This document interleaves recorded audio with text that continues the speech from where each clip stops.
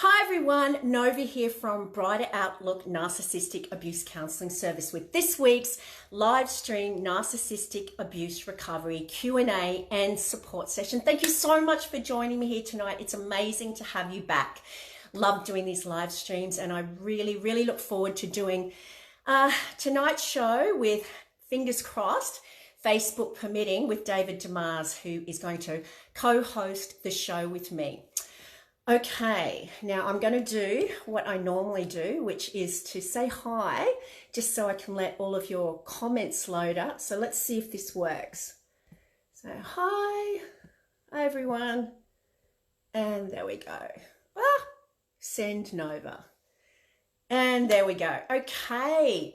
Now, David, if you're there all the way from the States, please just say hi, so I can see you and I can let you in. I can see you, but I can't see a comment yet. So we're going to see if this works, guys. Facebook, as you know, stopped us from being able to add another person into the live stream by stopping us from doing a split screen, which was really sad. But we've just had news that we can do it again. So I thought, and there he is. How you going, David? Hello. Can you hear me? Yes, I can. Hi, Nova. Hi, it's so good to have you back. It's so good to do this again. Yeah. Yeah, I know. It seems like forever since we've done a live stream together. And I know people here who follow Brighter Outlook have been asking, when are you going to do another video with David DeMars? And I'm going, yeah, when Facebook lets us, and we were going to do it on Instagram, but that didn't work out for some reason. That couldn't happen. So yeah, it kind of came just in time that Facebook allowed us to do the split screen again. So welcome. Amazing to have you here. Thank you. Thank you so much. I'm so glad we can do this again. Yeah. Okay, for those of you who don't remember or who are just new to following Brighter Outlook, David and I used to co-host the show together. Gosh, when was the last time we did? About 6 months ago? It might even be longer than that. But yeah, if you go back over the videos on Brighter Outlook's timeline, you'll see lots and lots of videos with David and I doing these Q&As together. Now, David has his own amazing YouTube channel with many followers, and David, I guess, does the same thing that I do, supports and counsels people. David's a life coach and has a very successful YouTube channel. David's in the States, obviously, and is tuning in at what ungodly hour are you tuning in? Well, it's tonight here in Brisbane. What time is it over there? Oh gosh, 5 in the morning. I've been up for 2 hours, and I'm also jet lagged. I just traveled across the country. So. Oh my goodness. Well, yeah, well, it's even more amazing that you're here. So yeah. Okay, so as I was saying, for those of you who don't know, David and I used to do these Q&As together, so it's really wonderful to have him back. And David will be helping to answer your questions tonight. We don't have a set topic tonight like we used to, but we will just be answering your questions as best we can. Now, as always, guys, we never get questions. It's just impossible with the amount. So yeah, please support each other and we will do our best to answer as many as we possibly can. Okay, I'm going to start saying some hellos. Now, who have we got here tonight? We've got lots and lots of people I can see already. We've got Jessica Haley is there, says hi. Hey, Jessica. And we've got the lovely Rebecca Cock here from Sydney. And Rebecca says, yay, the two amigos. Yeah, I'm really glad to have David back too, Rebecca. And obviously Rebecca remembers you. Okay, we've got Renelia Boyson is there from, it's a rainy morning in Cape Town, South Africa. Oh my goodness. There's a song about that, isn't there? The rain's coming down or something. I don't know. I'm just talking off the top of my hat here. Okay, we've got Tara Walker says, hey there. Hey, Tara. Now, guys, David can't see because I've started the live stream. David can't actually see the questions. So this is why I have to like say hi to everyone and read them out because I'm I guess the host of the live stream. David can't actually see them. So yeah, I'll be reading the questions to David, and David will be supporting you all tonight. Okay, we've got Ellen Wallace is there. Hey, Ellen. We've got Helen Wilkinson is there. Hey, Helen. We've got Tiff Nicole from Gatlinburg, Tennessee. So yeah, imagine it's in the early hours of the morning there too. Hey, how are you? We've got Lauren Foster from Melbourne. Hey, Lauren. And we've got Kimmy Ann says hi, Dale from Sydney. Hey, Kimmy. We've got Lacey Shute is there from Fiji. Helen Wilkinson is there. Hey, Helen. And we've got Kathy Stevens there. Hi, Kathy. Okay, we've got Beck Sargentson is there from New Zealand. I think they're all tuning in to see you tonight, David. We've got Lucia, Louisa Goencha. I hope I'm saying that right, Lucia. Greetings from the Netherlands. Oh, my goodness. All the way from the Netherlands. Wonderful to have you here. We've got Jessica. Oh, already said hello to you, Jessica Haley. We've got Alicia Sy is here, says good morning, and Jody Bullock is there, says hi Nova, sending you big hugs. Right back at you, Jody. Okay, we've got Mark Carr is there. Hey Mark. Mark's from Nowra. I say this all the time, David, but it's just wonderful to see more and more men here tonight, and I think that's what makes it even more special that you're here, because as we know, narcissistic abuse is not gender specific, and so many men suffer with this insidious type of psychological and emotional abuse. But I guess they just don't feel as supported because it's harder for men to come out and talk about this type of abuse by a woman. You know, just I guess all the just that stereotyping that men, you know, don't talk about their emotions and feelings, and kind of get frowned upon for discussing this type of abuse. So yeah, it's wonderful to have you here, Mark. Okay, we've got April Bourgeat is there from Florida. And we've got Marley Bonham is there. Hey Marley. Nay Cece is there. Hey Nay, and we've got Lynn Hanson. Okay, guys, just comment your questions below, and yeah, we'll just get straight into answering them. And I'm going to let David take the lead tonight. We've got Catherine Walker says hi, Nova and David. Got Emma Lee is there. Hey Emma. And we've got Lisa from Oklahoma. Okay, I'm going to start with April Bourgeois. April says, what personality no one will make a fake Facebook pages and try to marry man or be me? Yeah, I'm not sure what you mean by that, April. So if you can kind of just maybe word that a little bit differently, and unless you can, you know what April's saying, David? No, maybe worded a little bit differently, April, because I'm not sure what you're meaning there. We've got Inga Schaefer is there, said welcome back, David. And Evelyn Nene. Oh gosh, I've got so many people saying hi. Hey Evelyn, I'm just looking for questions actually.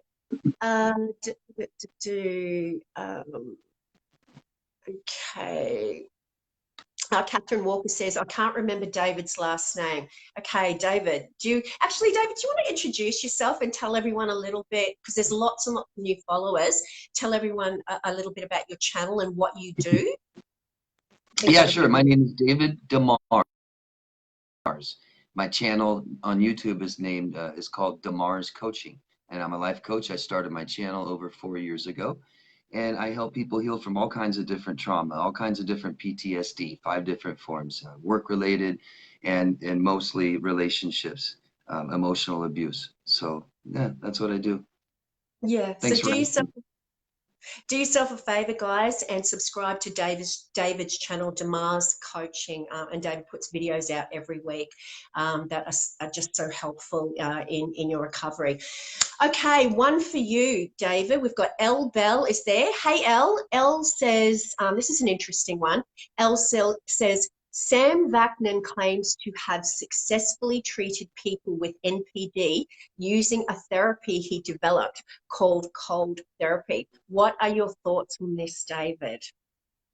Do you think that can be successfully treated? Well, I'm not a doctor, and I've heard other I've heard a doctor that I've met before says that he believes he can treat people with this disorder. And first of all, I believe anybody can become a better version of themselves.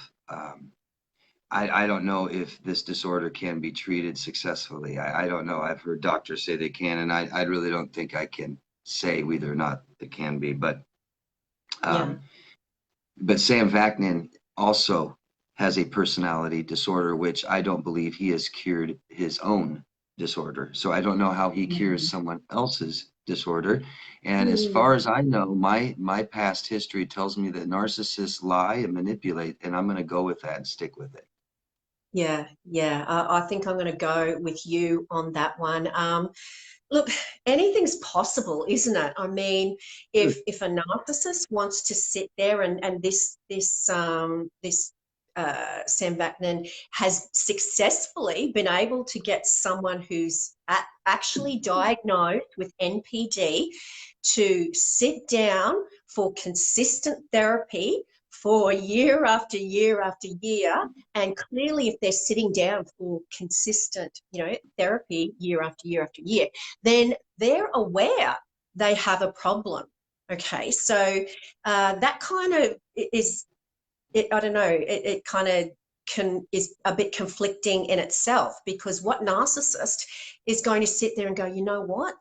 I need help with my narcissism, you know what? And I'm going to go and spend countless dollars on therapy and sit there and let someone tell me there's something wrong with me. Yeah, it doesn't make sense, does it? So, yeah, Yeah, I I'm a don't bit feel people dubious with, about and I just don't feel people with narcissistic personality disorder should be treating other people with narcissistic personality disorder. That's just, that. Yeah, it doesn't make any sense to me. That doesn't. no, no. No. So, yeah, I hope that's helped, Elle. I mean, these are our opinions, but yeah, I'm with David on that one. Okay. We got Catherine Thurowski is there from Western Sydney. Hey, Catherine. And we've got Andrew Ferguson there. Great to see some more guys. Hey, Andrew, thank you for joining us.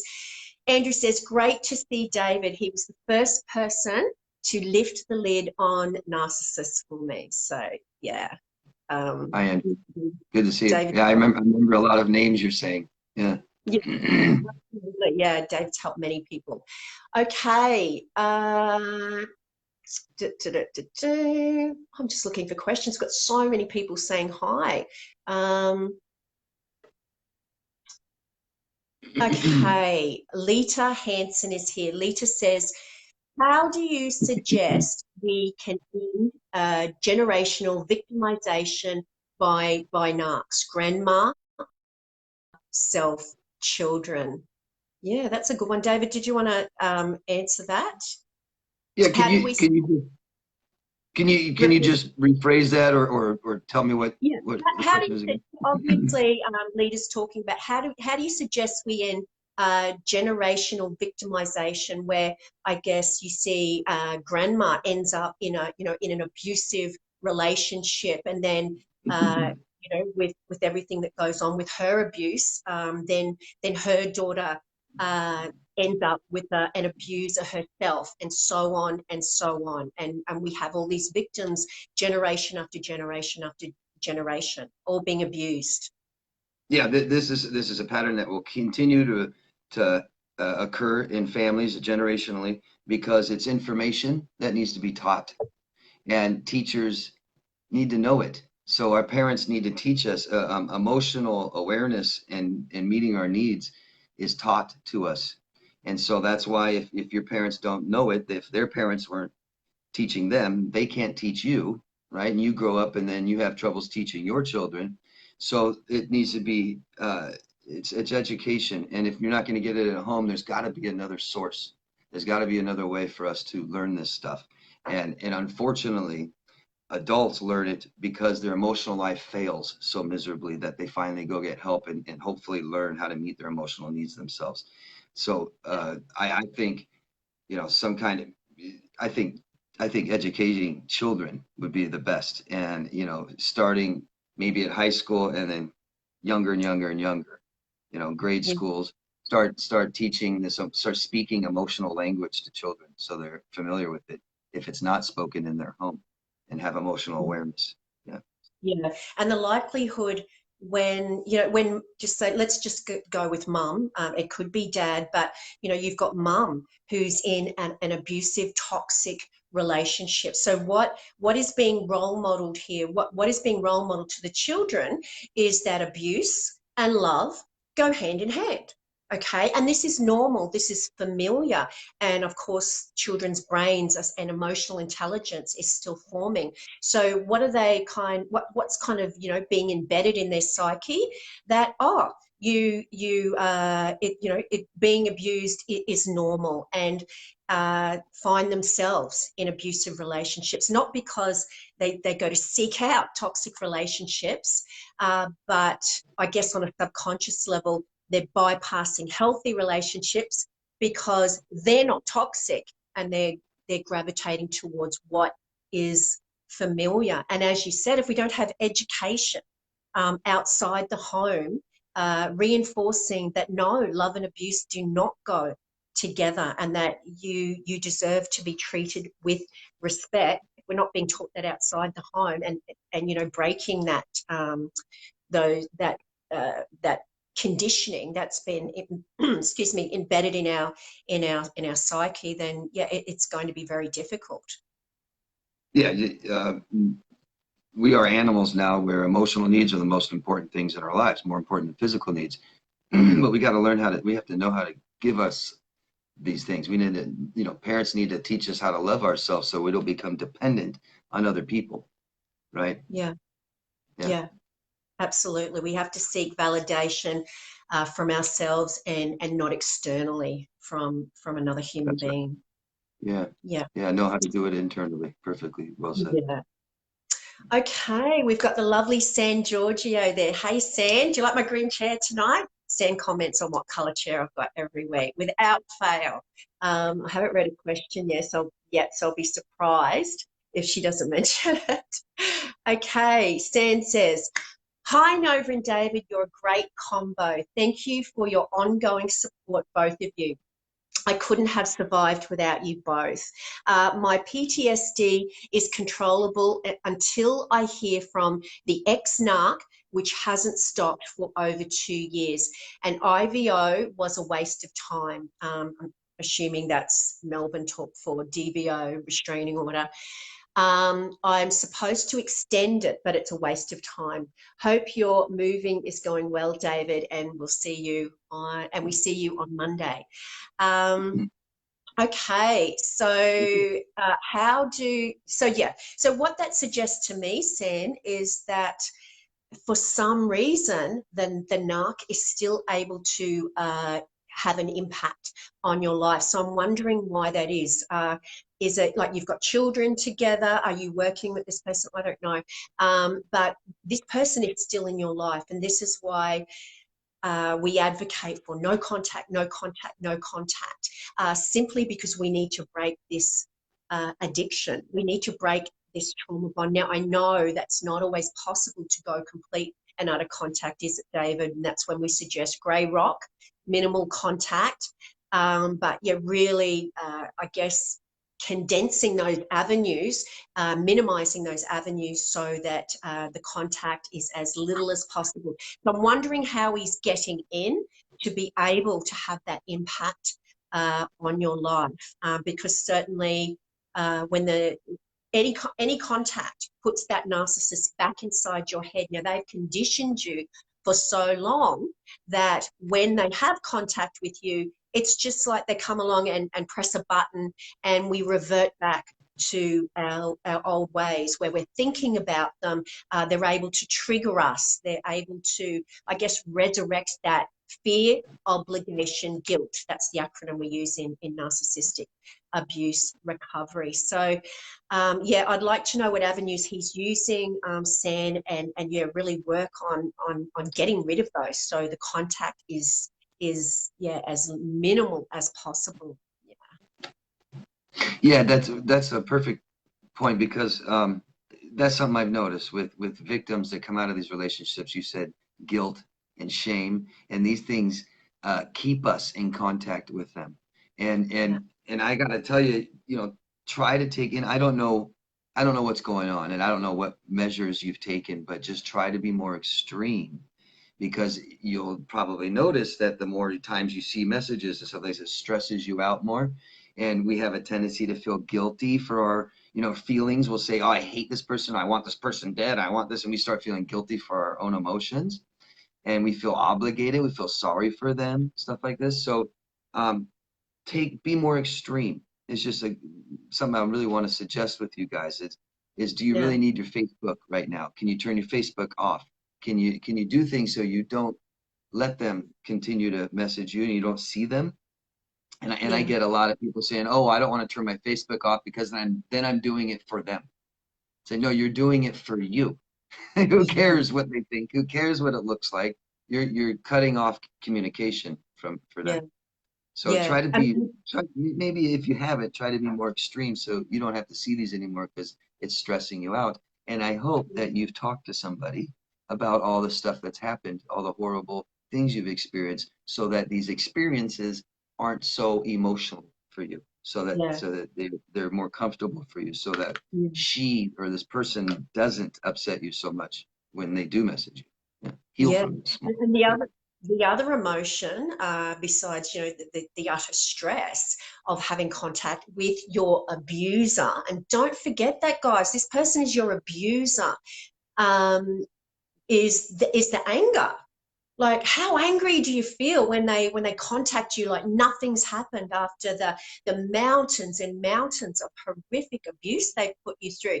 This anger, what does it do to you? It gets you stuck. It stops you from being the best person at your job, from being the best mom or dad, and it gets you stuck. So this is another reason why no contact is just so imperative. It sure is. It sure is. And the more emotions we get, that's when we become more impulsive, and that's when we make our biggest mistakes, and that's when we call them up. We Yeah. answer their messages eventually. Yeah. Yeah. And even if we just call them up to have a go at them. Oh, you horrible person, you've done this to me. And how can you just call me, with when like nothing's happened? And what does this do? It hands a big fat platter of narcissistic supply to your abuser. And what do? You're feeling shame because you did contact them, it didn't work. And there's just so many reasons why no contact is just imperative. Yeah. Okay. Okay. Jessica Haley, let me open yours up. Jessica says, so my boyfriends like to push my buttons using my past against me, especially in front of our friends. He's an extreme alcoholic, so eventually he gets to me, making me feel like a sack. His past is way worse than mine, and he cheated on me and blamed it on a poisoned cookie. Oh my goodness. I don't know what to do or say when he does this to deflect or avoid him from tearing me down. Okay, David, I guess another situation here where the narcissist has that power to be able to make you feel, to be able to make Jessica feel bad. Yeah, it's total exploitation, isn't it? Where you can tell he treats her like an object and uses Yeah, her for whatever he gets from you. Um, but something that manipulators all do is they exploit you, and they'll exploit your vulnerabilities, and they'll know your core vulnerabilities. So whatever he threatens you with, he knows that that's your worst, biggest core vulnerability. And with women, usually it's deprivation, fear of losing what you have. And so he'll exploit that, I bet, doesn't he?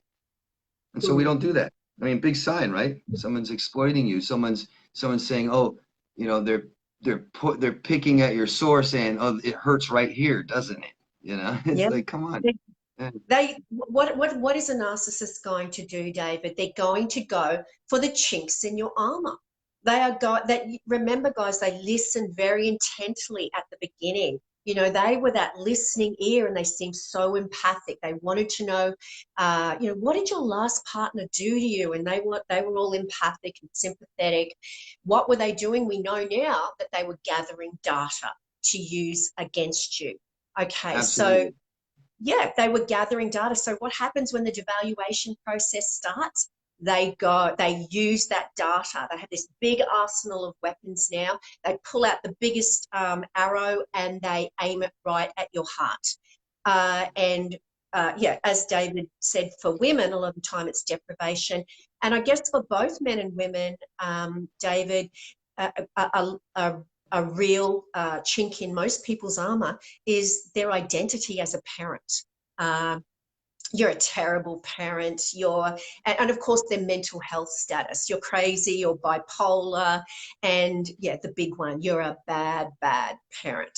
And you know, even if we know it's not true, it's so hard not to react. And that's shame. That's the other core vulnerability for most people. Typically, it's shame or deprivation. Women tends to be deprivation. She might be more concerned about losing her home or losing her children, stuff like this, and he might threaten that or exploit that. Probably they'll find your core vulnerability right away. Yeah. Yeah, And but this is all the more reason why we need to heal from relationships in our past. We need to heal from these so that you don't have these vulnerabilities anymore. So somebody can bring these things up from your past and it doesn't affect you or hurt you anymore. You can't yeah, change the experience, but you can change how you feel about it, and that's called healing. And this is why we do it. One reason why we do it. And if you healed from these relationships, you wouldn't be dating another narcissist either. So more and more reason why we need to heal from past relationships and not just get over it, not just get through it, not just get back on the horse and do it again. Yeah, right? yeah. So obviously, Jessica, you're still with your boyfriend.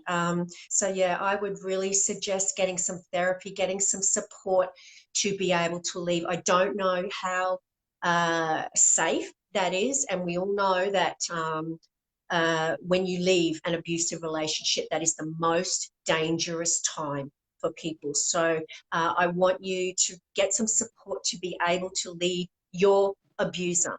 Okay, never forget this person is your abuser.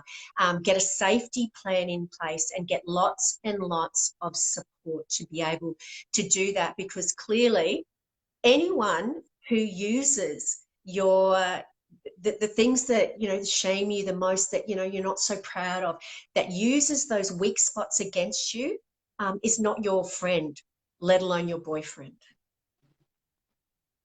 Yeah, Yeah, yeah. Good luck. And anything that's hard to do alone, which this is, ask for help. yeah, Yeah. yeah. You can't do this alone, guys. It's just too hard. You need support. Yeah.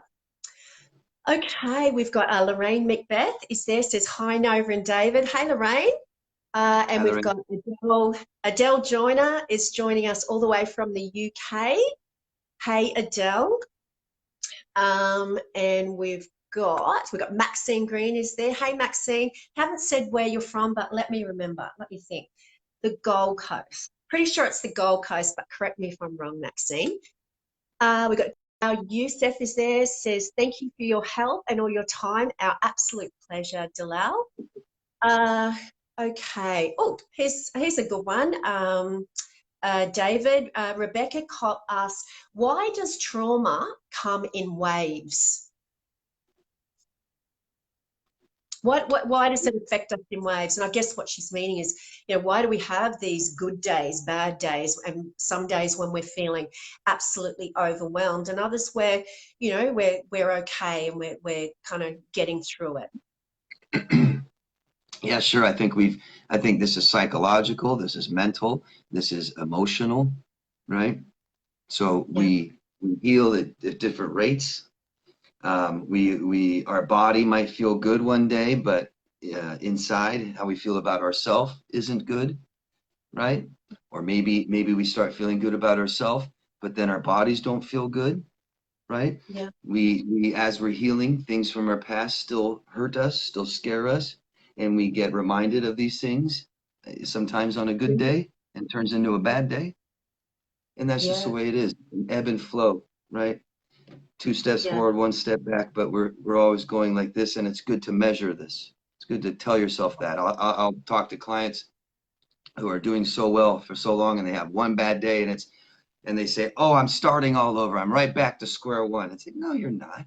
No, you're not. No, you're not. No, you're not. Just a little bad day." And we accept these, and that's the way life is for everyone.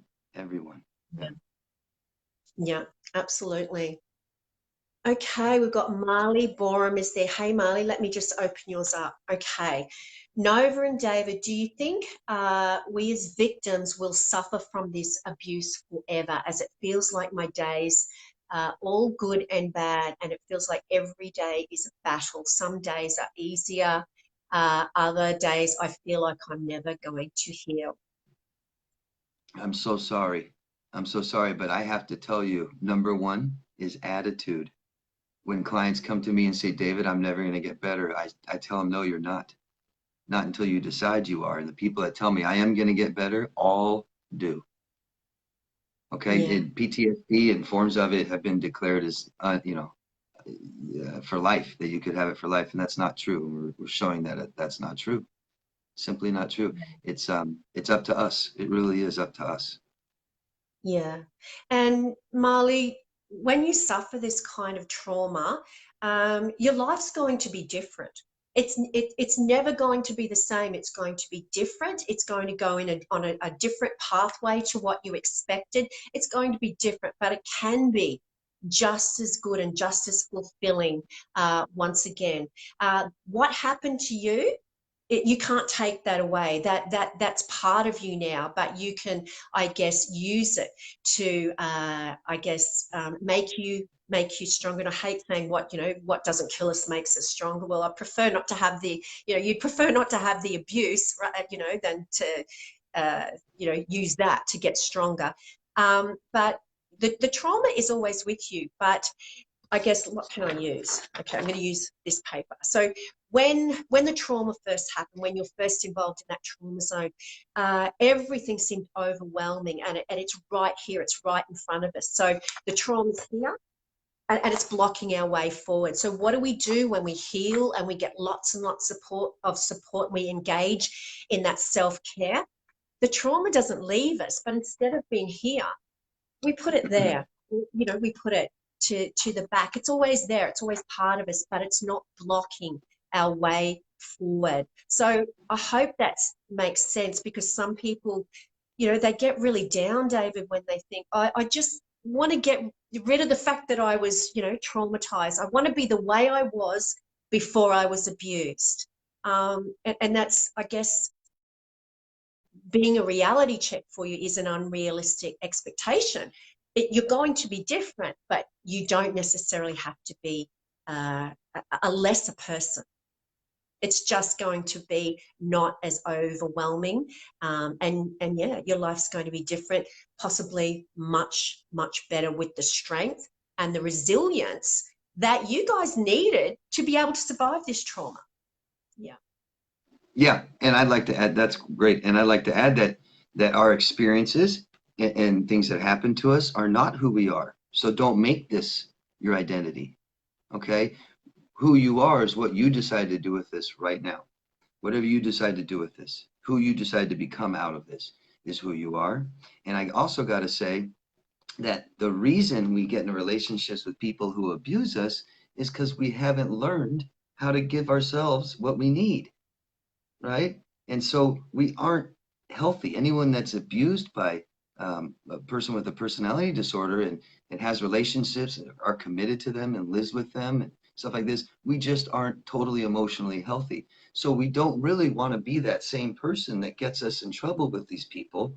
This is a chance to grow and learn from this so that you become the best version of yourself, which Yeah. we weren't before this. So you aren't going to be, I know we all want to be the person we were before. No, look forward to the person you are going to become.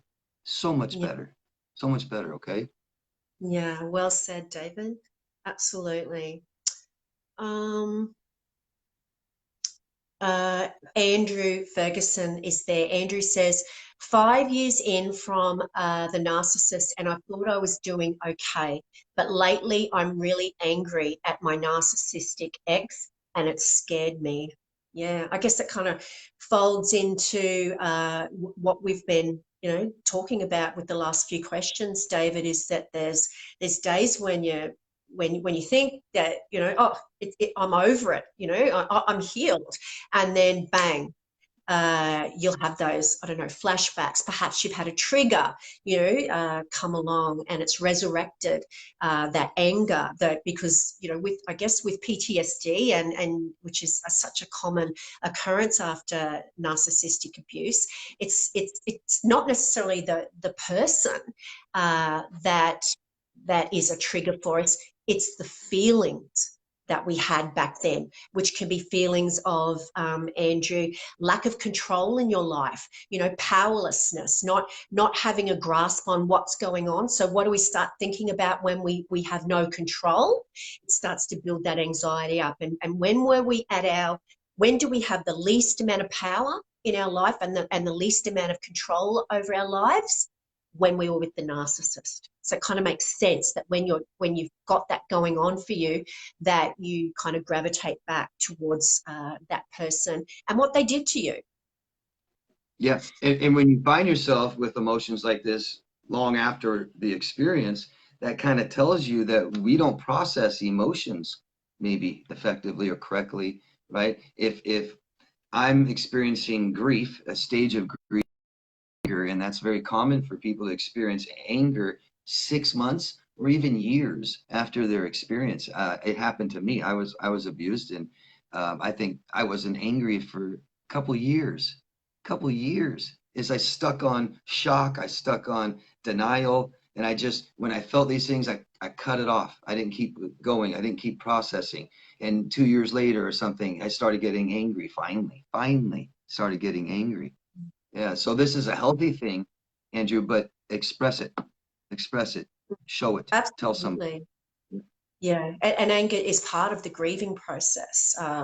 You know, we've got the sadness, you know, I guess the depression. Then we've got the anger, and then we've got denial, bargaining. You know, what if I did this, and maybe this wouldn't have happened if I had have done this. And finally, at the end of the grieving process, we come to acceptance. But anger is a natural part of grieving. It's about what we do with that anger, and recognizing that we need to feel it. You know, you were abused. You have every right to be angry.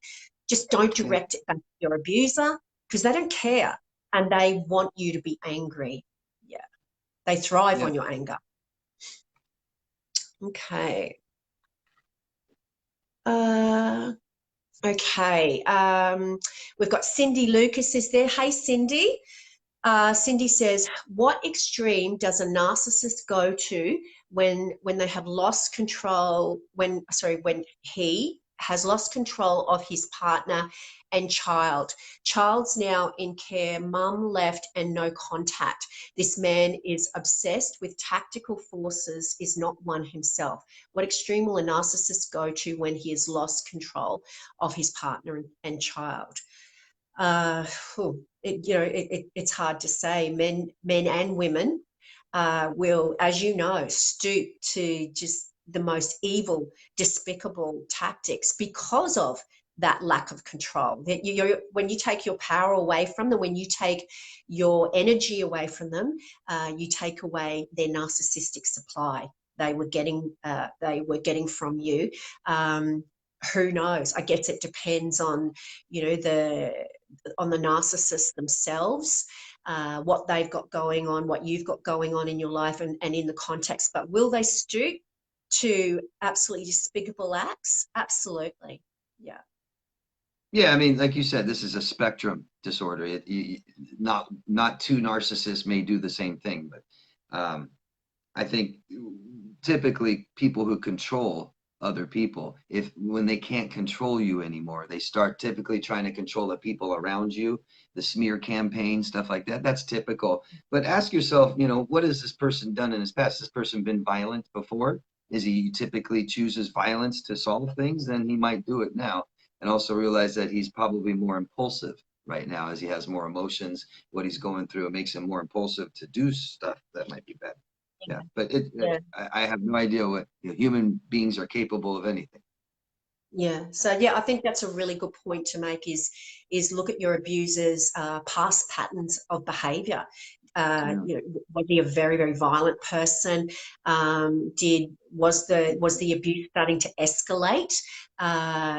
You know, and as I said before, the most dangerous time is when you leave them. So yeah, look at past patterns of behaviour, I guess, to gauge an idea of what he's capable of. But certainly, nothing surprises me at what they will do when they lose control of you.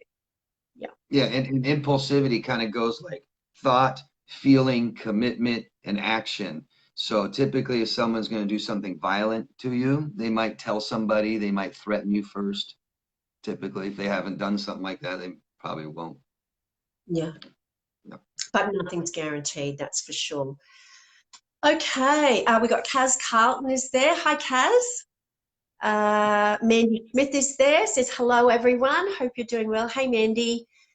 Um, d -d -d. We've got Claire Bear is there. Hey, Claire. What a great name. Claire says, how do you deal with the deep shame which follows the narcissistic abuse and after leaving the NPD person? Yeah, David, that utter shame of that feeling of worthlessness. How do you deal with that? Understand it. That's what healing is. If I can, I like to tell a little story that I made up that kind of helps people understand shame and what healing means. And Yeah. if you take a 10-year-old little boy sitting in his room and his father comes in his room and spanks him and leaves, didn't say anything, that's shame because the boy doesn't know what he did, so he's a bad person. Shame is I'm a bad person. Guilt is I did something bad. So if the father instead came in the room and told the child what he did wrong, you did something wrong today, and the punishment is a spanking. Don't do it again, so I don't spank you again. That's called guilt. Now the child knows that he did something wrong. That's easily healed. Forgiving, doing our punishment, having good friends helps with guilt. Time helps with guilt. But shame, those things don't heal shame. Shame, and so say the boy that got spanked without the father telling him why, it might take 20 years before he sees a therapist, and the therapist helps him feel that emotion again, process it correctly, and help him understand that his father was a raging alcoholic who was beat by his father. And the more this child starts to understand, or the adult, the more that he understands this shame, the better he feels about it. So again, we don't change the experience, but we can always change how we feel about it. And healing is simply understanding. It really is. The more we understand, the less we take it on ourselves, absorb it ourselves, and realize we aren't a bad person. So it's a process, and we can't just tell somebody, oh, your dad's an a-hole, he shouldn't have said that to you, and then you're all better now. No, I still feel like a bad person, but we need to really understand it. And that's what Yeah. it is. That's what it is. So how do we heal the shame? You're asking me, how do we heal from narcissistic abuse? And that's understanding. The best way to do that is with someone else. Okay. Yeah. Okay, we've got Beck Sargentson is there. Beck says, how do I help my children understand why their dad chooses to spend all his time with his new supply and not them? He abandoned them, but expects them to perform for his new audience when he wishes.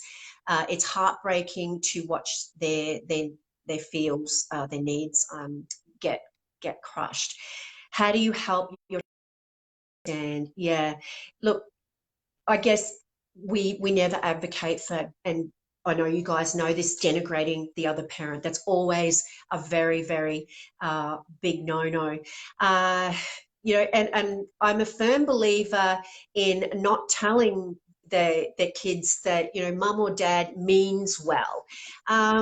I don't know how you feel about that, David, but when the other parent engages in a terribly neglectful or abusive behaviour, a lot of the time we as parents, we think, oh, we've got to make it so that we're not denigrating the parent, but we're going to make out that, oh, what they did wasn't that bad, and they do still really, really love you.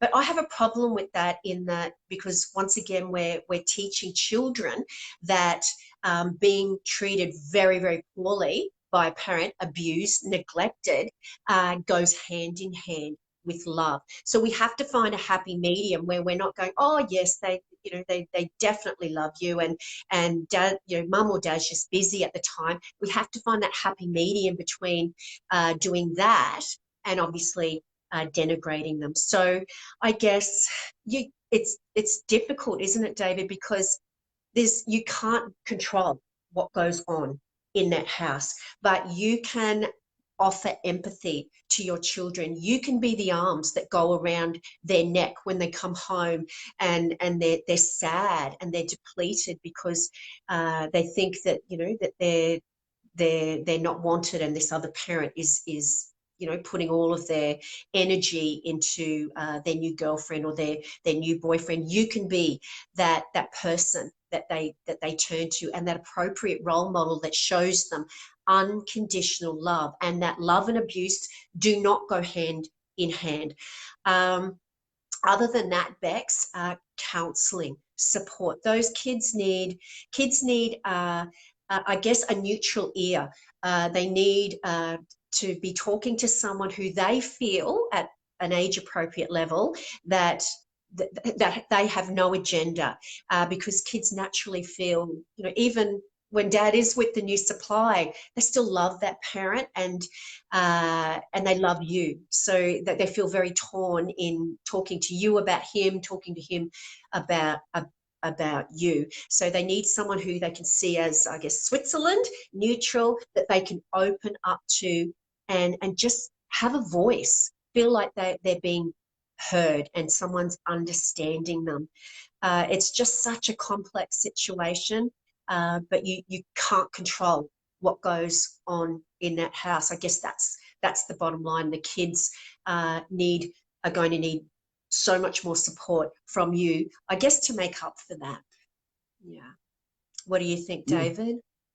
Yeah, I think telling children is up to the parent. I don't like to tell parents what to do, what they should do, but it's age appropriate, right? It's age appropriate. What age can your child understand what's wrong with the father? If we're talking about the father, yeah. What age can your children understand this, right? And not take it the wrong way. We don't want to talk bad about the parent, like we said, but we also, it's okay to explain to children at a certain age what's wrong with dad. Why not? Why not? Yeah. Because we need to teach children, help them understand and help them navigate, help them with when they have to be with their father, help them do that. This is how we can help you. If your dad makes you feel like this, we can do this. Okay? Yeah. But Yeah. therapy number one.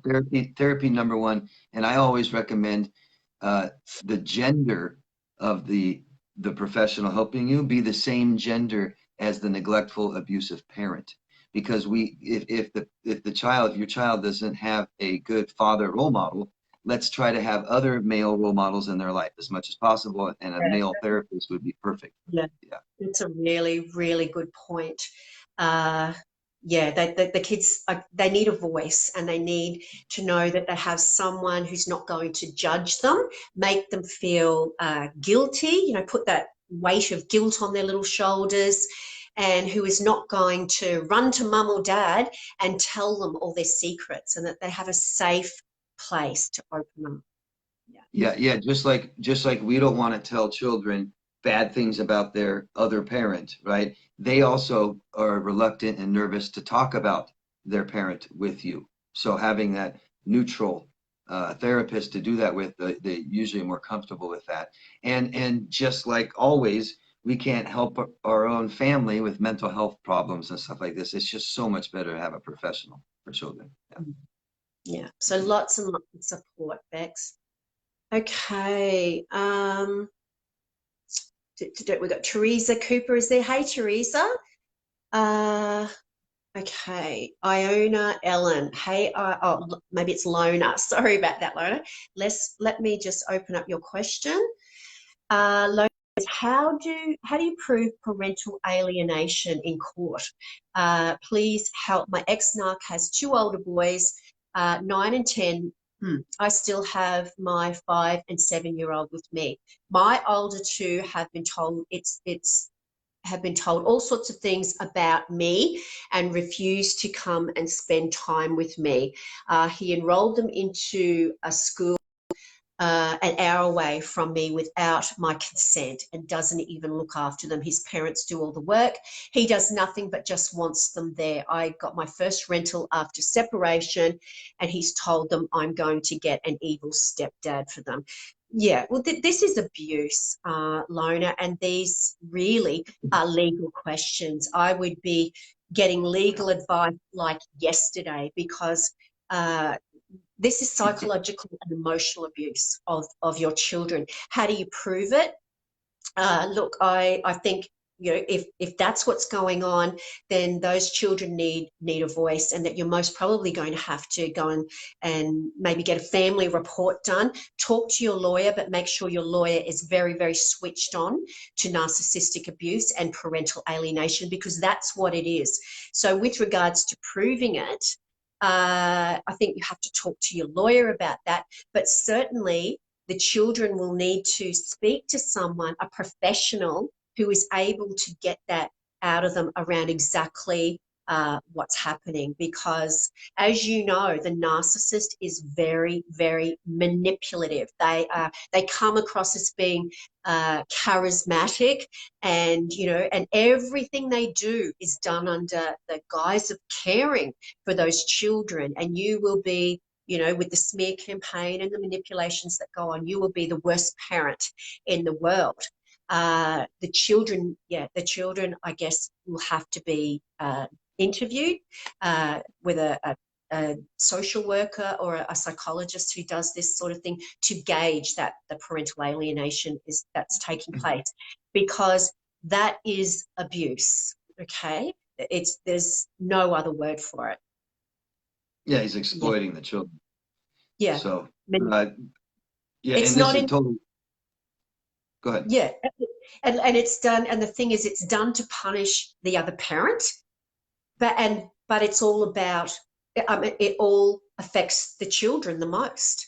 Of course, you would be so devastated by this, because your children aren't coming to see you, but the children are losing their mum. That's they're someone, where their father is teaching them to hate, not just to hate anyone, but hate their mother. And so the children are losing out, and it's incredibly abusive, and it's not fair, because you lose, the kids lose, and I would be speaking to a lawyer yesterday about that. Yeah, keep fighting for your right to see your children. I hope that you are seeing them, because if they are children, I'm assuming they're under 18, they don't get to make choices like this on their own. So keep fighting to see them, so that you're at least in their life still. Yeah, absolutely. Good luck. Okay. Okay, we got Louisa Goencher is there. Lucia says, question, what do you think about the saying, you are what you attract? Great question. 90% of the people in my life have an NPD grade in behavior. I've ended up in these relationships. Yeah, what do you say to that, David? We are what we attract. It doesn't, what do you say about that? Well, there's a similar saying that I like more, and that's, we date our own emotional self-worth. And it can't be more true. And another saying is, what you are who your friends are, or who your company with. And it's just so true. It's so true. When I didn't love myself, it reflected in the people that were in my life. They didn't love me, and I felt that I wasn't worthy of more. Now that I know that I'm worthy of more, now I have people only in my life that love me. Yeah, it can't be more true. And just like, you look at when you met these people, it's never at a really high point, great point in your life, is it? It's at a low point in your life. It's when you just came out of a divorce, when something bad just happened, when you don't feel good about yourself. We've been abused and neglected our whole life, right? Something to that effect. And so we don't believe we're worthy of more. And red flag is a feeling, right? We had a feeling someone our person we started dating made me feel scared, or made me feel bad, or made me feel something negative, and I turned a blind eye, right? Yeah. That's your self-worth. Yeah. Yeah. So I think the saying is true, and I see it true every day. Yeah. Yeah. Yeah, I think we can take that saying out of context a lot of the time, Lucia. When when we hear you are what you attract, a lot of people go, I'm toxic, like the narcissist, and I'm attracting these toxic people because I'm toxic, and I think that's where people take it the wrong way. I think the way David's explaining it, it can make sense, but certainly don't ever believe that you have attracted this person because you deserved it or because you're like them, as in you're a toxic, evil person just like they are. It couldn't be further from the truth. Yeah, it Yeah, doesn't mean you're a narcissist. Maybe just not a. yeah, yeah. Okay. We got Julie Sandbrook is there from New Zealand. Hey, Julie.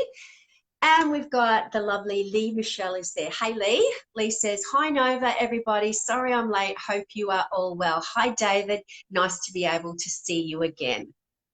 Thanks for Hi. joining us. Thank Anyway, you. Lee, Thank you. just speaking of joining in late, guys, these videos or these live streams are always on Brighter Outlook's timeline. So you can go back and watch it, watch the beginning if you came in late. You can still talk to each other as well, just because it's not live. It doesn't mean that you stop being able to interact with each other. And David, you're going to share it on your YouTube channel as well. So there'll be a few different avenues when you can go back and watch it again. Yeah. Okay, we've got Shelley Yoakumson is there. Hey, Shelley. Uh, okay, Catherine Walker. Hi, Catherine. Let me just open yours up. Okay, Catherine says, my mum fell out with me yesterday as she told me I was wrong to leave my kids, but I had to run away because of the violence she put up with from my dad. He's a narc. It's as though she thinks should I should have. It's normal. My mum fell out with me yesterday. She told me I was kids. Yeah, so it sounds like you've had a mum or you've got a mum who's judging you on how you have reacted to an abusive situation. And I guess this is the last thing that you need is judgment from people who don't understand. I'm just going to say ignorant, naive might be a nicer word. Ignorant people who do not understand the dynamic of narcissistic abuse and the utter devastation that it has on your life. So if someone is judging you, you have every right to say, hey, you're not welcome in my circle. I'm leaving this circle, and these are my boundaries, and you're not going to be walking over my boundaries. Yeah. What do you think, Absolutely. Dave? And now we know why we got into this mess, right? Our mom taught us that all that matters is what you do, and it doesn't matter how you feel. And that's judgment, right? We talk about people's actions, we tell people what they should do, and then we tell people, oh, look what you did wrong, right? And that's how we learn, that's how we live, and we make mistakes, and we forgive others, and we forgive ourselves. And it doesn't matter what you do. All that matters is how you feel about it. And I'm sorry your mom raised you opposite. Yeah. That's why this happened. Yeah. Yeah. Okay. We've got Lita Hanson is there. Hey, Lita. Lita says, what is your best advice for someone who is wanting to start dating again so this doesn't happen again? Yeah, great question. The last thing you want to do is find yourself with another toxic, malignant narcissist. David, what are your thoughts, suggestions? Be very clear on the relationship and why it happened. Okay. Know why we entered this relationship. Be able to explain it maybe to yourself at least. Um, once you realize why it happened, then you'll know you need to heal from something even previous, longer ago, from your childhood, right? So, so the past shouldn't feel bad anymore, right? I mean, that's just a clear indication when you're ready to date. If you have a past relationship that still feels bad and you're not sure why it happened or you can't understand it, we're not healed from it. We have to heal from one relationship at a time. We really do. So clear indications that, you know, or let's say, what do we need to do to date again? And it's heal from the past. And it shouldn't feel bad and we should understand it really well, right? Yeah. And what all of this is not meeting our emotional needs. Our parents didn't teach us how to meet our emotional needs, and that's neglect, emotional neglect. And so at least know what your emotional needs are and clearly understand how to meet them for yourself. That's when you're ready to date. Yeah. Yeah. Absolutely. When your boundaries are up here and those red flags that are always, I mean, narcissists are everywhere. You are going to meet them. It's not a matter of if you meet them, you will. They are everywhere. But when you heal, as David was saying, your boundaries are going to be up here, and those red flags are going to be deal breakers. But guys, just remember that, you know, we tend to think as empaths, and so especially after previous abuse, that trust, you know, we need to be able to trust again. Yeah, you do. You need to be able to trust again. But being trusting when you first meet someone and you first engage with someone doesn't mean that you have to wear your life or your heart on your sleeve. You hold something back. Don't let them know everything that's gone on to your in your past, because as you know, a narcissist will grasp onto that and use your past as a weapon against you. You're allowed to hold back until you implicitly trust someone, which may be 6 months, a year down the track, if you stay with this person. If you don't, then it's a good thing that you didn't kind of wear your heart on your sleeve. But never think that being, you know, a trusting, empathic person means that, you know, you have to open up and be this open book. You don't. You're allowed to have that little part of you that's just for you. Yeah. That's right. Yeah, I came up with what I believe is a recipe for a good, healthy, loving, growing, functional relationship. And first part is knowing yourself. And that is the things that you value in life, and people you want to let in your interpersonal life must value the same morals. So that takes a long time to know. People are multifaceted. It takes a long time to get to know who somebody is. So you take that time when you get to know them. You don't do what Nova said. You don't divulge everything right away. That's yourself, and you take time to do that.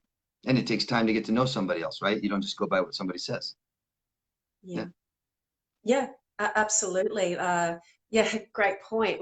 What is a, you know, as you guys all know, what is a narcissist going to do? They're going to be amazing at the beginning. They're going to be everything you've ever dreamed of. They're going to be the trailer to a movie. You know, when you go and see a movie and you see the trailers going on for next week's movie, you think, oh my goodness, that movie looks fantastic. I'm going to go and see that movie. And then you go along and it's just like, oh, this is just BS. This is just garbage. Why? Because they put all the best bits together to entice you, to get you hooked. And yeah, just think of, you know, when you first meet anyone really, that you sing the trailer to a movie and it may not be what you're going to actually get in the end. Yeah. Yeah. Somebody that does not have a stable sense of who they are can be anybody. It's easy. No core self. So I can just be this person. I can be that person. You know, I'm not leaving my old self behind. I don't know who that person is. Yeah. Yeah, yeah. And what is a narcissist? A narcissist is a chameleon, aren't they? They're going to adapt to their surroundings, as in mirror, and they're going to be who you want them to be, and they're very, very clever at being what you want them to be. So yeah, just hold back a little bit. Yeah, they don't know who they are. They don't know what they value. They don't know how they feel. They don't care what's important to them and things like this. So I can change. I can be anybody, anytime. Yeah. Absolutely. Okay, we've got Julie Sandbrook is there. Hey, Julie. Julie says, it's a long one. Okay, so Julie says, please help. I'm really struggling through a family court process where I'm trying to gain full custody, primary care of my two daughters. My ex-narc is denying any family violence existed in our relationship and that the kids were exposed to it. He is claiming I am mad and that he is a great dad, excuse me, and wants to retain 50-50 care split. I'm really finding it hard to listen to him and sit there listening to him deny everything. I'm finding it quite rocking and feeling at risk that the lawyer for the child believes him, not me. He is putting our daughters at risk and does not make any decision in their best interest. Any tips how I can expose his nature or manage this situation? Thank you. Excuse me. Okay, Julie. Well, first of all, I really hope that you have a lawyer who is switched on to narcissistic abuse. I don't know where you are, but if you're in Brisbane, please go and see my daughter, Courtney Barton. Courtney has her own family law practice here in Brisbane, called Barton Family Lawyers, and she is, obviously being my daughter, very, very switched on to working with abusers, and she will fight for you. So yeah, and I don't know if she's able to Zoom to other states. You would have to contact her. But what can you do? You can't stop them from saying what they're going to say. Julie, you have to preempt it. You have to assume when you go to court, you're going to be going to court with and be reading his affidavit, which is going to be filled with absolute pathological lies about you. That's a given. They're going to lie because what does a narcissist do? They lie. But what the narcissist is hoping to gain from calling you a terrible mum and whatever they're saying about your mental health, what they're hoping to gain is your reactions. So yeah, don't react. Don't let your lawyer do the talking for you. So when they're asking you, questions, I guess his lawyer is asking you questions. Be very, very short. Yes, no. Don't offer any information because the more information you give that lawyer, they're going to be able to twist it. They're going to be able to trip you up. And what happens when you trip up? What happens when the narcissist was getting you all rattled and frustrated? You start, and in some instances, with the narcissist sitting there all cool and calm and collected, you prove the narcissist right. That's what they want. They want to get you rattled. Okay, so firstly, preempt and prepare for those lies. You're going to hear some horrific stuff. With regard to proving the abuse, this is where you need a very, very switched on lawyer. Of course, you know, his lawyer and is going to be acting like he believes. He has to do it. He's acting, zealously for his client. That's what he's been paid to do. So he's going to be acting like he believes him. I guess it's up to your lawyer to disprove him, and that's where you need a really, really good lawyer, because the lawyer is going to have to fight for your children. I don't know if you've got an independent children's lawyer. If not, then maybe that's something you need to think of. But I guess they're legal questions. How do you prove the abuse? Well, we never go into court, do we, David, and go, they've been gaslighting me. They're and use all these terms because what is his lawyer going to do? They're going to go, oh, really? Well, where's your qualification? Okay, you're making all these assumptions that your partner has bipolar, drug, alcohol issues, depression, anxiety. So you must be, where's your PhD? You must be a psychologist.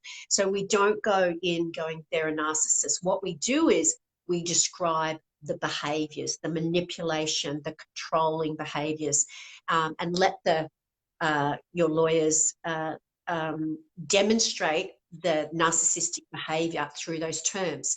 But let the narcissist diagnose you all he wants, because that's when your lawyer can step in and I guess do the same thing and go, well, hey, you're saying that she's got bipolar. So yeah, give us a look at your uni degree. Let us see your qualification that enables you to make this assessment. So yeah, you've got to have a lawyer who's switched on to this, and you've got to prepare yourself to hear the lies. That's a given that they're going to lie. They're going to use the court as an extension of the domestic violence, and they've got an audience. They've got an audience. And a lot of the time, as we know, the family court system is not ideal, certainly not as good a system as we need to recognise these personality disorders. Yeah, so very long-winded answer there, but it's a question I get asked a lot, but certainly you need to trust your lawyer to fight for you. Yeah. A lawyer tells you what to do. That's their job. So, and I heard her say the lawyer is believing him and stuff. So I'm guessing his lawyer. I hope your lawyer isn't. So your lawyer needs to back you no matter what, right? So I just want to add that therapy help. The more, this is even more reason you need therapy, so that when we go into court and we hear his false accusations, right, blaming you, it doesn't create such an emotional impact on you, that you've healed from this better and you feel better about it and you understand it, and you can let him do all this that he wants. But how you conduct yourself in court is also very important. And that's so important what Nova says. False or just accusations in court can really hurt you. Especially like here in America, divorce court. Some states are called no-fault states. The worst thing you can do in a no-fault state is sit there and make accusations. Sit there and say, they did this, they did that, they did this. They don't want to hear it. It's unimportant. And the more you do that, the worse you're damaging yourself. So here again, a lawyer will help you with what to do. But therapy for the children, all of that. Yeah. You need to trust your lawyer, and if you don't trust your lawyer, guys, go and get another opinion, because this is very, very important that they believe you, and number two, that they recognize the manipulation that's taking place and they support you through that. And always in divorces, child custody battles, if they're harassing you, they're doing things to the children, we document everything all the time, and we timestamp it. The action, the behavior, but always feelings. Always write down your feelings. Document your children's feelings. Stuff like this. Okay, always. Yeah. Okay. Oh, we've got Courtney there. Hey, Courtney. Courtney's my daughter, David. Courtney is the lawyer I was telling you about. So what's Courtney asking? Courtney is saying, how do you help your clients to mentally prepare for and be ready to leave an abusive relationship with a narcissist? Yeah, great question coming from a lawyer, because I guess a lot of your clients, Courtney, would be just getting advice and getting information to prepare for leaving, and still, just haven't worked up the strength, the courage to be able to leave, because they're being financially abused. They're scared that what's going to happen to them. Just the not knowing, that not knowing factor. It's kind of, sometimes it's like better the devil you know than the fear of the unknown. And they stay in that abusive environment because it's so scary to leave. How do you help them prepare? I guess empower them with knowledge. Knowledge is power, and give them a safety plan. I know you talk about sometimes that you actually advise clients, unless it's, obviously very, very, very unsafe. Sometimes it's better to stay in the house so that they can get their belongings and get all those documents and, get into bank accounts and things like that, so that the abuser's not locking them out of the house, changing the locks and those types of things. But yeah, I guess mentally preparing them, empower them with knowledge, and obviously advocate for counselling support. As you know, seeking a lawyer when you're feeling this bad is often the last thing they're thinking about.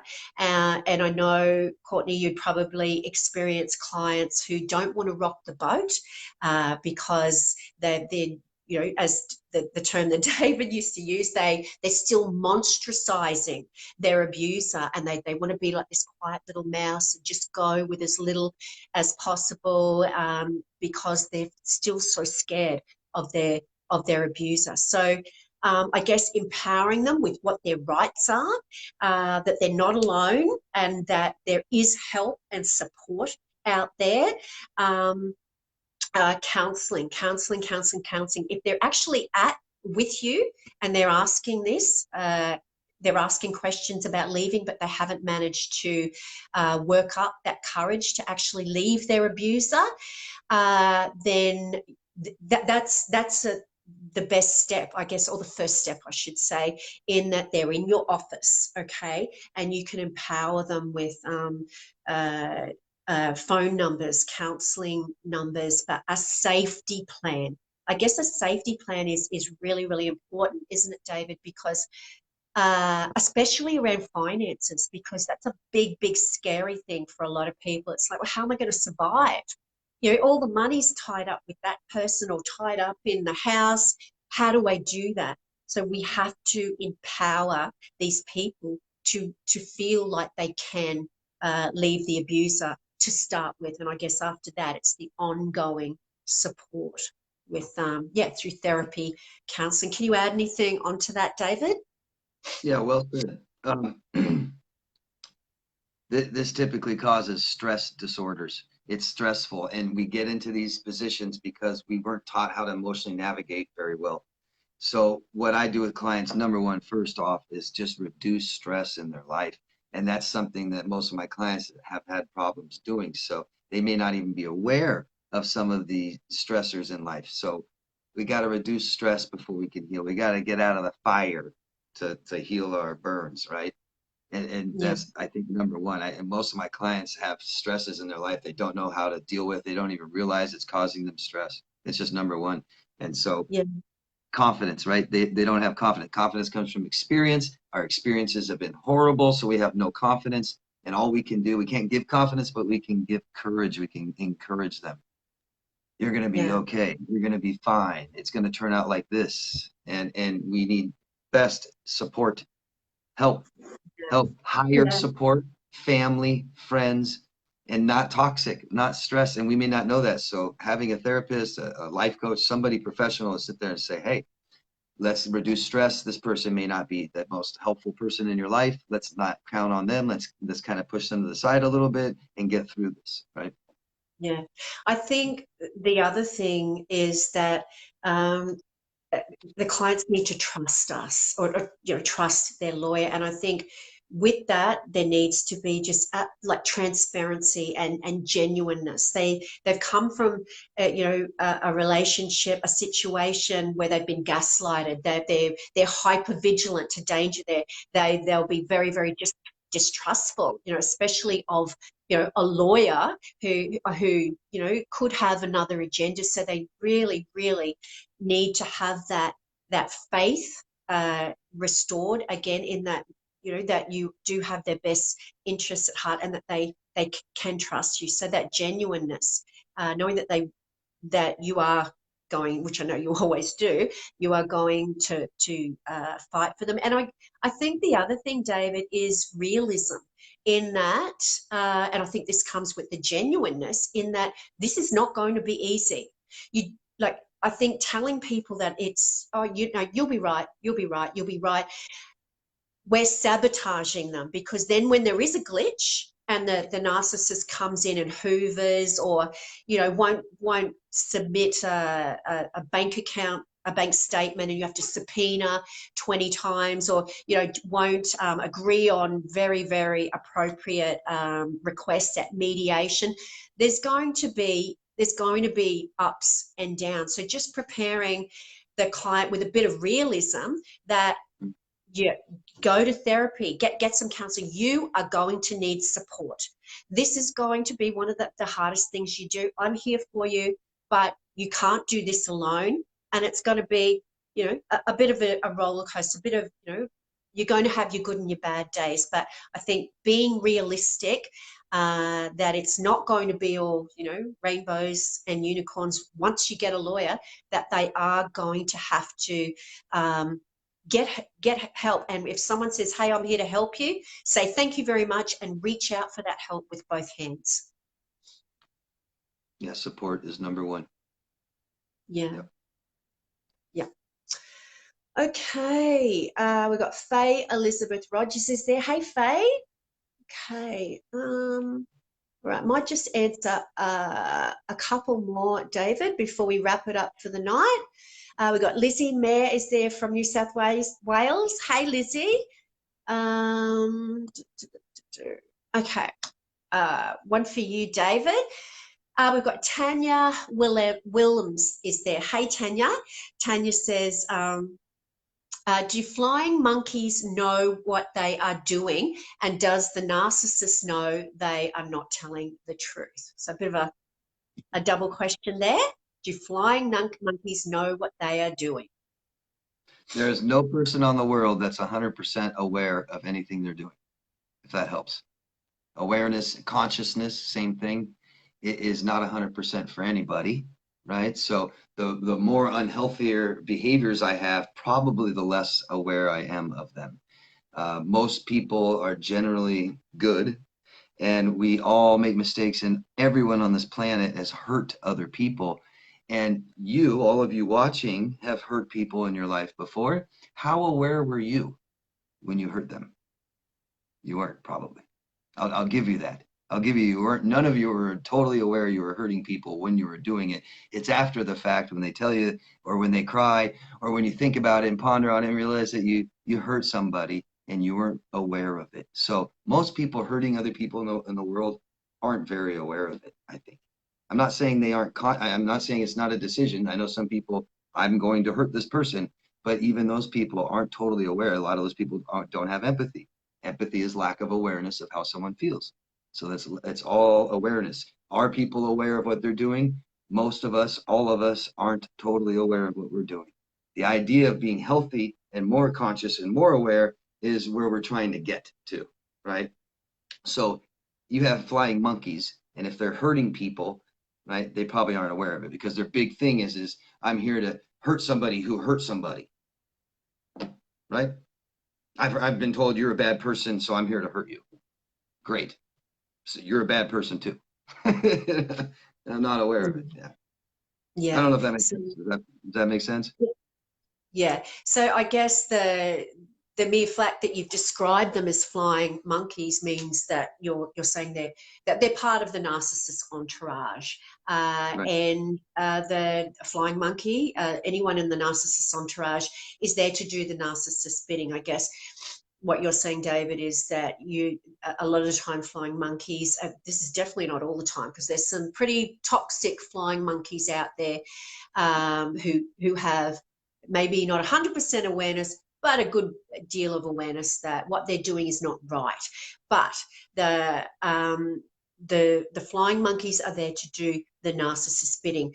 They're not always a flying monkeys, given all the facts that the narcissist is manipulating them to do their bidding. So yeah, sometimes not, but the very term is, comes from the Wizard of Oz. The flying monkeys went around helping the Wicked Witch, but those flying monkeys were taught that everyone who was not affiliated with the Wicked Witch was a bad person. So they were doing, they were being manipulated by the Wicked Witch. That kind of makes sense, but certainly a choice is a choice. And once they know they're hurting you, that makes all the difference, because then it becomes in the motivation and the intent. Okay, so you can have two outcomes which are absolutely the same.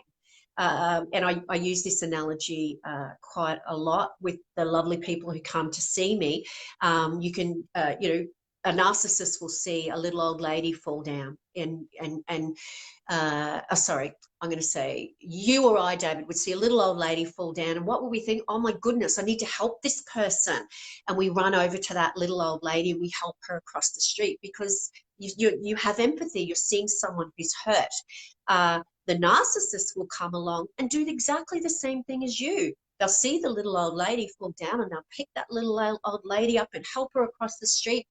But the narcissist will be looking around to see who is watching them help that little old lady. They will then go to social media and put all these pics up of themselves and announce it to the world that they helped a little old lady. So same outcome, but the motivation and the intent behind the behavior was very, very different. And this is what you have to look at, I guess, with regard to flying monkeys too, in you know, what is their motivation? What is the intent behind the outcome of the behavior? Yeah, the whole idea of the flying monkey means just that. The person is not aware that they're being manipulated. They're not aware that the person they're sticking up for is toxic, is manipulating them. That's the whole idea. So are they aware? No. Yeah. Are they aware Yeah. they're hurting other people? Probably, but it's easy to be less aware and tell yourself, oh, they deserve it. Oh, they're a bad person. You know, and basically the flying monkey is not forming their own opinion. They're not living up to what they morally value, right? They're contradicting. So they're less and less aware of who they are and what they're doing. If that makes sense. Yeah. Okay. All right. One more before we wrap it up. Okay. We might finish off with yours, Lacey. We've got Lacey. Oh, it's another long one. Lacey Shoot is there. Hey, Lacey. Lacey says, for over 3 years, my husband kept this secret life of having multiple affairs. He would play with my emotions. He would be cold at most times and warm during others. I noticed that when he needed something, he would be so nice and sweet, and other days he would be very, very abusive with his words and at times physically. Oh my God. Almost 2 years ago, he left Fiji to find work in Australia and make a better life for our family. I was 1 month pregnant at the time he left and sacrificed so much for him to go. Early this year, I found all about the lying, and now he's living with another woman trying to get papers. I started to learn about narcissistic abuse, and it describes together. And even though I know I should stay away from him, I am still attached and struggle with all the negative thoughts. I worry about my kids and they miss their father. Being in communication with him, though it's for the sake of the kids, is very difficult for me as I tend to cry after talking to him.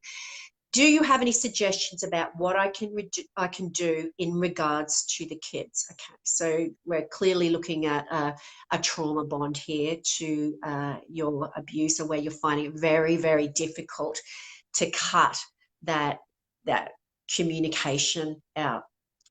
David? Yeah, anything you have struggling that you can't do alone, get help, okay? Best help is to hire someone, to pay someone. That's the best help you'll ever get. So that's what you need. That's what you're asking for. So please find someone to help you. You're worthy of it. You need Yeah. support. You need support. And this is something goes way beyond your mom helping you or your friend helping you. You need real help. Okay. And Yeah. anybody, you know, we all need help sometimes in our life.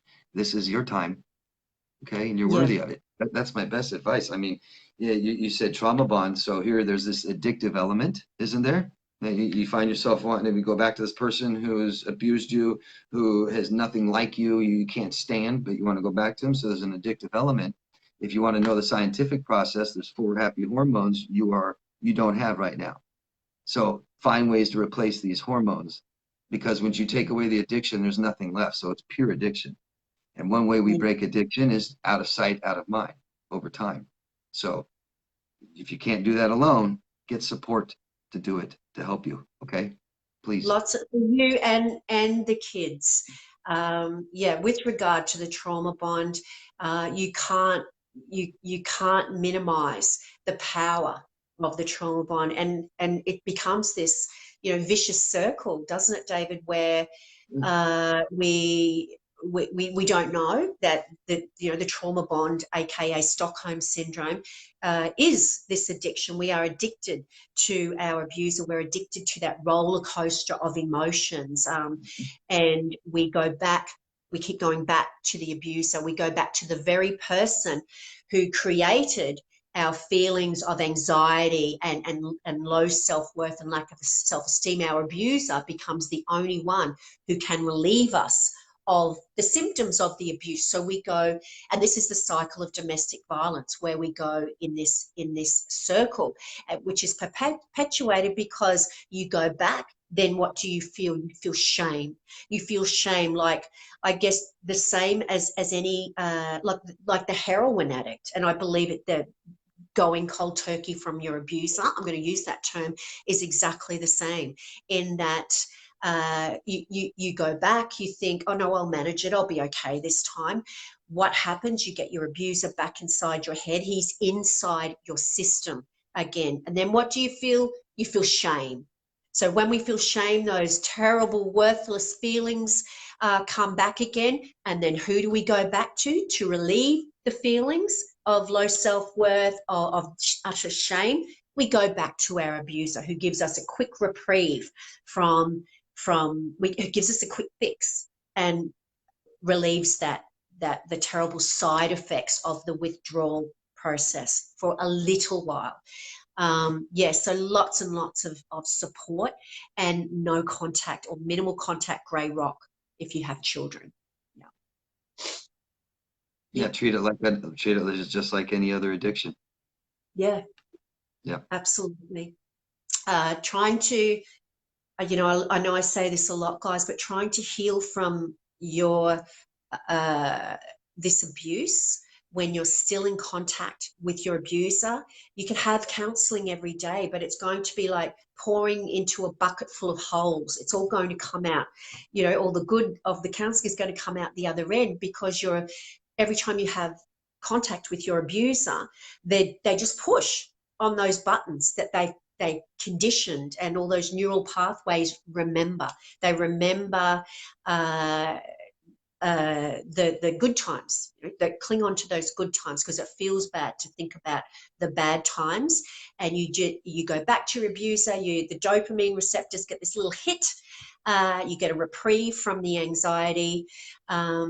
But yeah, it's just like breaking away from any drug. You can't heal in the same environment that you get sick. And trying to heal from a toxic abuser when you're having contact with them is like a heroin addict trying to go cold turkey while they are sitting there with a bag of heroin on the table, and they're looking at it every night. You're sabotaging your healing, and you have to get that drug, that toxic person out of your system and engage in the self-care process while you're going cold turkey. Yeah, some things that help. Some things that help are just realize that this is loss, and it's a loss out of your life. That took up space and time, and it doesn't matter how you feel about this person. We need to grieve, and we need to replace this loss with something else. Okay, something healthy would be good. A lot of people exercise and stuff like this, but replace this loss with something.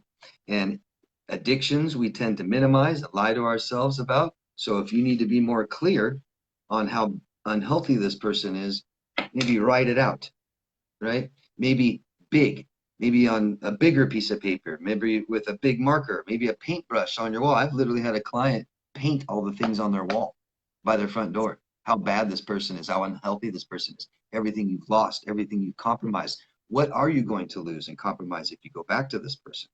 Why torture yourself? Have it right in front of you, because our brain tends to store things really well. Maybe not recall things really well, but we store things really well. So have it out in front of you, exactly what we're doing. Cognitively understand and have everything right in front of us. You know, this person beat me, this person cheated on me, this person stole my money, this person talked bad about me. going back to this person, I'm going to lose my job. I'm going to lose my home. I'm going to lose my children. I'm going to lose my integrity. I'm going to lose who I am, right? My sanity. Have that clearly in front of you so you can make the best decisions. Yeah, Yeah. definitely. Okay, well, we might leave it there, David. Thank you so much for joining David and I, everyone. It's been amazing, as always. Now, David, you'll be back, I hope, in a couple of weeks. Oh, definitely. And will you please tell people how to find you and find this video live so they can join us and ask questions? Will you tell them?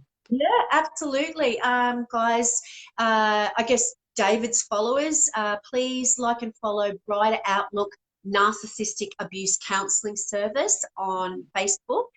And yeah, you can join in these live streams if you've liked and followed the live with David and I will just appear on your timeline, and all you do is click on it, and you'll be part of the live audience.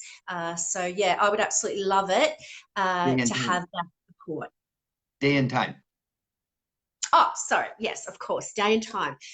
Now it's on. Now I know everyone's times are going to change because clearly David's tuning in from the States at 5 o'clock in the morning. But here in Brisbane, Queensland, Australia, we start at 6. Well, normally it was a bit later tonight, but 6:30 p.m.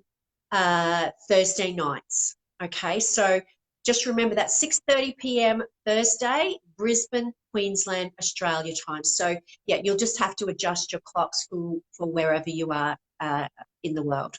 That should be 4:30 a.m. Thursday on East Coast time, Eastern Standard Time. If you're in the Eastern United States, that should be 4:30 a.m. Thursday morning. That's 1:30 a.m. Pacific time. That helps. Yeah. Thanks for that, David. Check out this video and go and support Nova. Okay, subscribe and join her and follow her. Please do yourself a favor and subscribe to David's channel. David, tell us what your channel is called again. DeMars Coaching. Thank you. Yeah, David has some amazing videos out there, so please subscribe. Okay, now for those of you who don't know, I'm a professional counsellor in Brisbane. I counsel people via Skype all over the world in their narcissistic abuse recovery. So please just inbox me if you're after that little bit of one-on-one support, and I would love to be able to support you. And David provides support sessions. Also, David is a professional life coach, and you can access David. David, do you want to tell them a little bit about that so that they can, if they're interested in that one-on-one support from you, that they can contact you? Yeah, anybody interested in coaching with me, you can go to my website, daviddemars.com. Thank you very much. Yeah.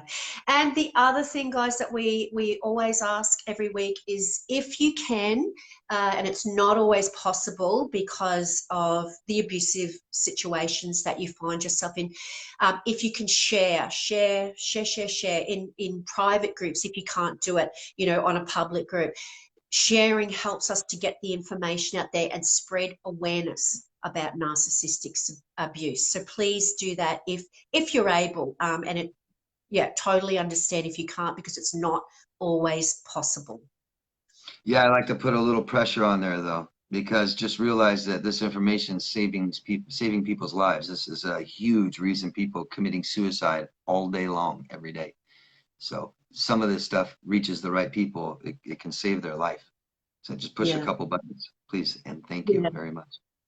Yeah, absolutely. Thank you so much, everyone. The other thing I want to note, David, is, and I try and put it out there every now and then, or a lot, is that this is a public page. Okay, it's not one of those private groups.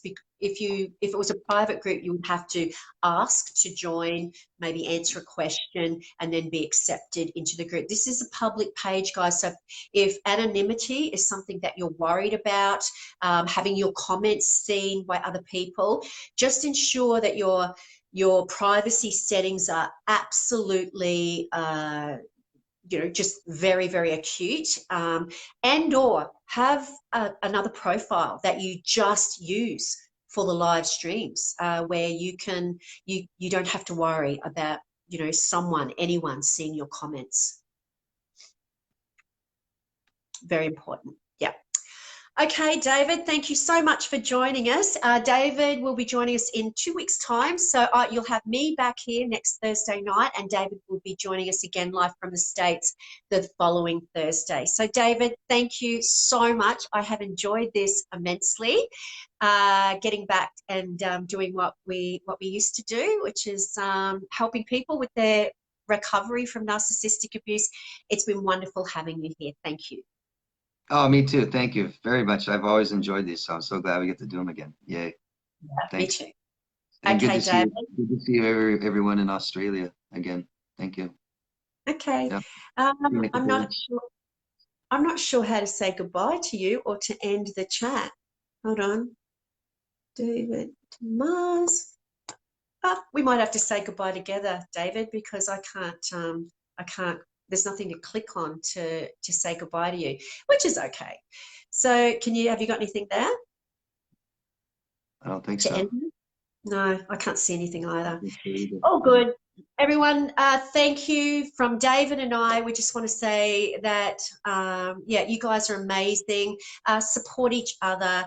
Even after the live stream has finished, you'll be able to talk to each other. I don't know what happened there. These live streams are on every week. David will be joining us again. That is absolutely for sure. So yeah, have an amazing week. Look after yourself. Stay safe and seek support, guys. You reach out with both hands. If someone says, "Hey, I'm here," it's a sign of courage. It's not a sign of weakness to ask for help. So yeah, have an amazing week. Remember your worth, and then add tax. Bye, everyone. Bye-bye. Bye, Dave. Thank you. Love yourself first. Bye. Bye.